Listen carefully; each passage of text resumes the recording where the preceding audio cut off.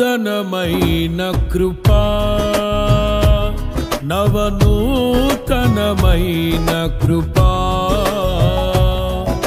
శాశ్వతమైన కృపా, బహు ఉన్నతమైన కృపా, నిరంతరం నాపై చూపిన నిత్య తేజుడా యేసయ్యా. నీ వాత్సల్యమే నాపై చూపించిన నీ ప్రేమను వివరించనా, నన్ను నీ కోసమే ఇలా బ్రతికిల్చిన జీవాధిపతి నీవయ్యా. ఇదే కదా నీలో పరవశం,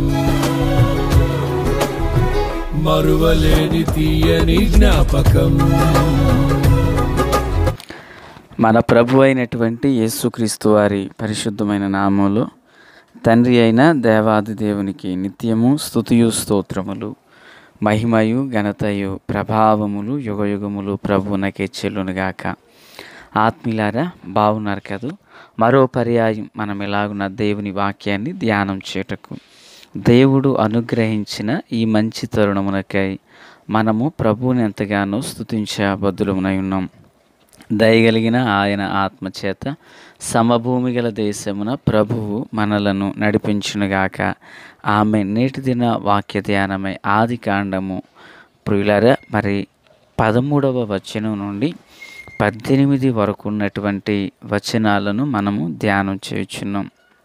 మూలవాక్యమై 18 చివరి మాట. అప్పుడు అబ్రాము తన గుడారము తీసి హెబ్రోనులోని మమ్రే దగ్గరనున్న సింధూర వృక్ష వనములో దిగి అక్కడ యెహోవాకు బలిపీఠమును కట్టెను. ప్రార్థన. తండ్రి దేవా స్తోత్రాలు.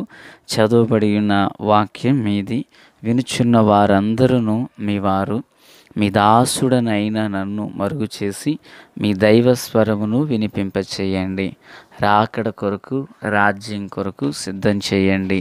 సియోనులో నుండి మీ కృపాహస్తం మాపై చాపబడును గాక. మేలులతో నింపుమని యేసయ్య మహోన్నతమైన నామమున ప్రార్థించిన మనవులన్నీ పొందియున్నామని నమ్ముచున్నాము మా పరమ తండ్రి. ఆమెన్. ఆత్మీయులారా, బాగున్నారు కదూ? ఈ వచనాలలో అబ్రహాము లోతు వేరైపోయినట్లుగా మనము చూస్తున్నాము. గడిచిన దినాన వర్తమానంలో మనం విన్నాం కదా, వారిద్దరూ వేరైపోయారు. వేరైపోయిన తర్వాత ప్రియులారా, అబ్రహాము నాకు దేవుడు ప్రత్యక్షమై ఈ దేశం యొక్క పొడవు వెడల్పు నీవు సంచరించు, దేశాన్ని నీకు ఇస్తాను అని ప్రభు చెప్పుచున్నారు. గమనించాలి, సొదొమ మనుషులు భయంకరులను, దుష్టులను, పాపులనై ఉన్నారని ఈ వచనాల్లో చదువుతున్నాం. ఆ భాగానికి లోతు వెళ్ళాడు.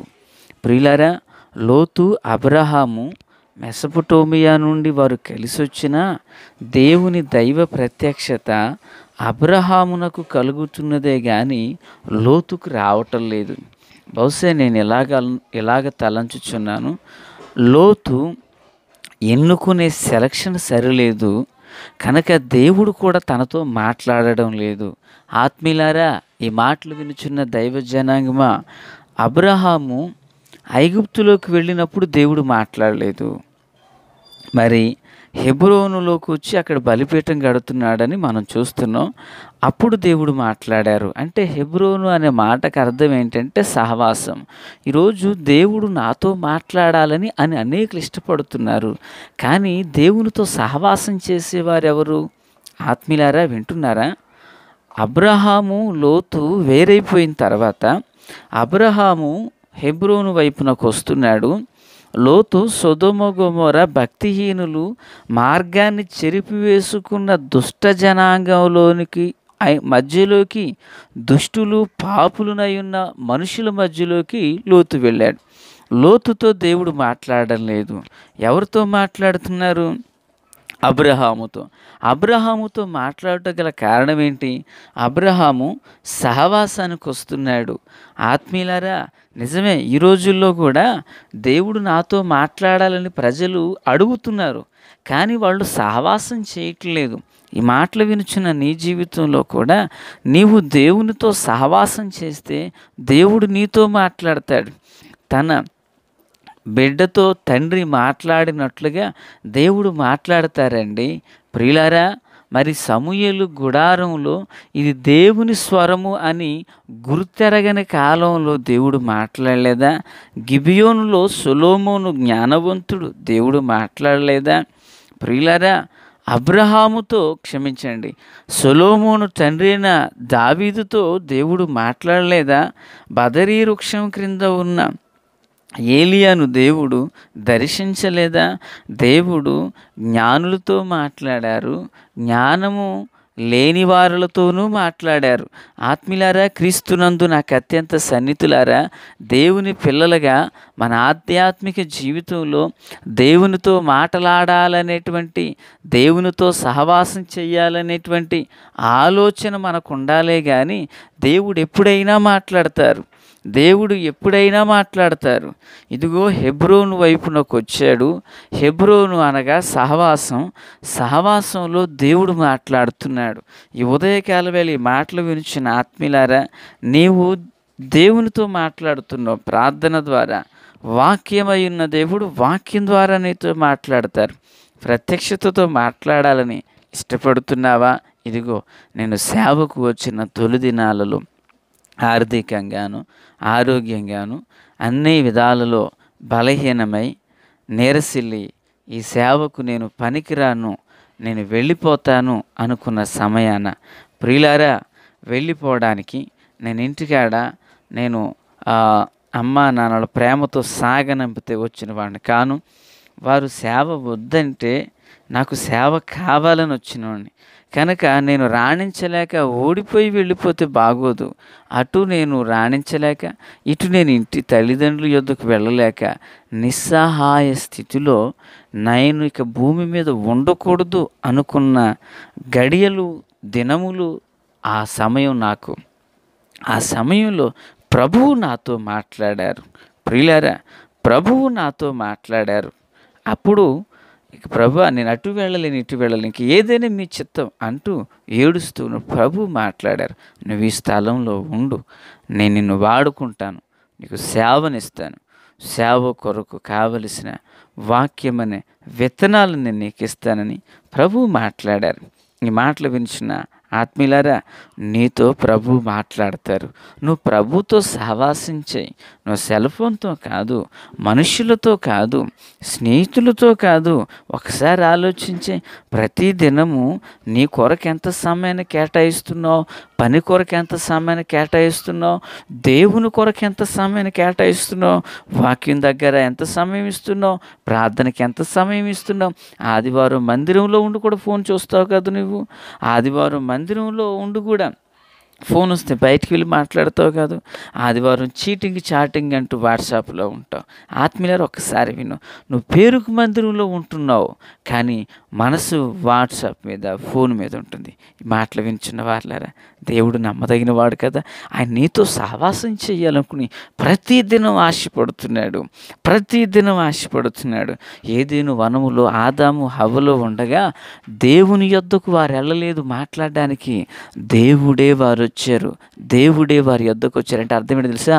మనుషునితో సహవాసం చేయాలని యేసయ్య ఇష్టపడుతున్నారు. ప్రియులారా, మరి ఉదయకాల వేళ నీ మాటలు వించిన నీ జీవితంలో నువ్వు దేవునితో సహవాసం చేయగలవా? తన కుమారుని సహవాసమునకు మిమ్మల్ని పిలిచిన దేవుడు నమ్మదగిన వాడని కృపాకాలంలో పౌలు గారు మాట్లాడుతున్నారు. రా, దేవునితో సహవాసం చేయి. దేవునితో సహవాసం చేసిన అబ్రహాం, హెబ్రోను మమ్రే సింధూర వనంలోకి వచ్చిన అబ్రహాం బలిపీఠాన్ని కట్టాడంట. ఆ సందర్భంలో దేవుడు ఏమంటున్నాడు తెలుసా? అబ్రహామా, నువ్వు ఈ దేశానికి వెడల్పు పొడవు ఎంతుందో సంచరించు, దేశాన్ని నీకు ఇస్తానంటున్నాడు. ఆత్మీయులారా, అబ్రహామును గురించి స్టెఫను మాట్లాడుతూ అపోస్తల కార్యగ్రంథం 7:2 ఆయన అంటారు, ఇదిగో అబ్రహాము బయలుదేరి ఈ దేశానికి వచ్చినప్పుడు దేశంలో పాదము పట్టునంత స్థలం లేదు అబ్రహాముకి అన్నారు. మరి పాదము పట్టునంత చోటు లేని అబ్రహాము జీవితంలో దేవుడు దేశాన్ని వాగ్దానం చేసి ఇచ్చారంట. మరి నీ జీవితంలో దేవుడు కార్యం చేయడా? ఈ మాటలు వినుచున్న ఆత్మీయులారా, నీ జీవితంలో దేవుడు అద్భుతం చేయడా? నిశ్చయంగా ప్రభు సహాయం చేస్తారు. కనుక నువ్వు స్నేహితులతో సహవాసం మానే అని నేను చెప్పట్లేదు, సెల్ ఫోన్తో సహవాసం మానే అని నేను చెప్పట్లేదు, అమ్మ నాన్నలు భార్య భర్తలు బిడ్డలతో సహవాసం మానే అని నేను చెప్పట్లేదు. వీటన్నిటికంటే ముఖ్యంగా దేవునికి ప్రథమ స్థానమే. వాక్యం సెలవిస్తుంది, ఆయనను ఎవరైతే కనపరుస్తారో దేవుడు ఆ వ్యక్తిని కనపరుస్తాడంట. నీవు దేవుని కొరకు ప్రథమ స్థానం ఇయ్యి, దేవుడు నిన్ను జనులలో ప్రథమునిగా చేస్తాడు. దేవుడు నిన్ను ప్రథములలో ఒకనిగా చేస్తాడు. మరి అబ్రహాం మమ్రే సింధూర వనంలో ప్రత్యక్షమై అక్కడ మాట్లాడారు. అబ్రహాం బలిపీఠం కట్టాడు. మరి అబ్రహాముతో కూడిన లోతు వేరే వెళ్ళిపోయిన తర్వాత దేవుడు ఆయనతో మాట్లాడలేదు. ఆయన ఎవరితో సహవాసం చేశాడు? దుష్టులతో సహవాసం చేశాడు, పాపులతో సహవాసం చేశాడు, వాయి వరసలు లేని అక్రమకారులతో లోతు సావాసం చేశాడు. తన భార్య రక్షణ పొందలేదు, ఇద్దరు బిడ్డలు రక్షణ పొందలేదు. పిల్లరా, లోతు కుటుంబం ఎలాంటి ప్రజలను తోడుకుని వచ్చిందో మీరు చూశారు కదా. కనుక ఈ మాటలు వినిచిన నీ జీవితంలో మనం దేవునికి దగ్గర అవ్వాలి, దేవుని వాక్యానికి దగ్గర అవ్వాలి, దైవ ప్రత్యక్షకు దగ్గర అవ్వాలి. ఆయన కుమారుని సహవాసానికి దేవుడు మనల్ని పిలుస్తున్నాడు. ఆయనతో అన్యోన్య సహవాసం గల వారమై యుందుముగాక. తండ్రి దేవ స్తోత్రాలు. వాక్యం అందరి హృదయాల్లో ఫలభరితం చేయండి. దివ్యమైన కృప మెండుగా విడుదల చేయండి. యేసు నామమున ఆమేన్.